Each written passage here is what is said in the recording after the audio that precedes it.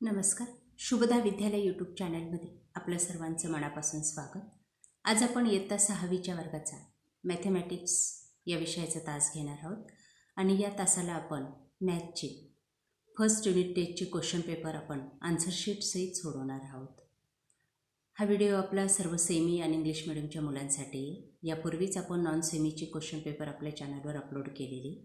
तीही आपल्याला हवी असेल तर आपल्या चॅनलला सबस्क्राईब करून बेल आयकॉनवर क्लिक करा, म्हणजे नवीन व्हिडिओची नोटिफिकेशन आपल्यापर्यंत सहज पोहोचेल. क्वेश्चन 1A 4 गुणांसाठी 4 उदाहरणं आपल्याला व्यवस्थित सॉल्व करायची आहेत.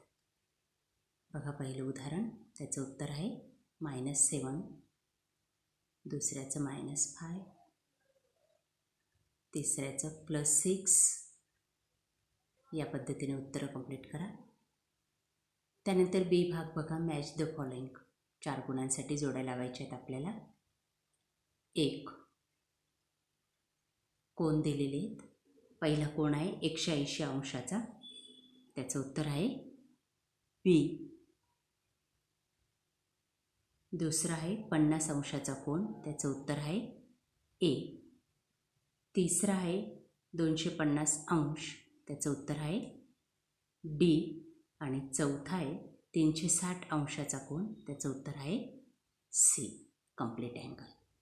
या पद्धतीने आपण जोड्या पूर्ण करायच्या आहेत. त्यानंतर क्वेश्चन 2A बघा, 2 गुणांसाठी 2 उदाहरणं दिलेली आहेत, ती आपण सोडवायची आहेत.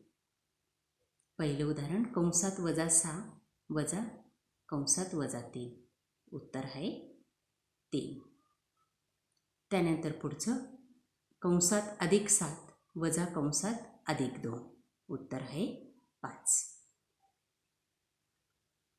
बी भाग, कन्वर्ट इंटू इम्पॉर्ट फॅक्ट्स. बघा, उत्तर आहे 23/5. दुसरं उदाहरण 2 गुणांसाठी मिक्स्ड नंबर लिहायचे आहेत आपल्याला. 2 3/5.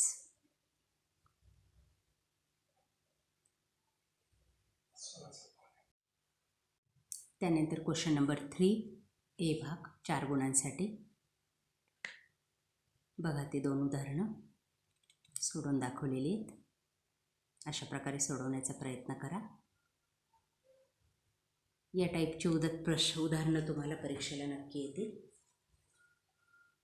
सर्व उदाहरणं सोडवण्याचा प्रयत्न करा.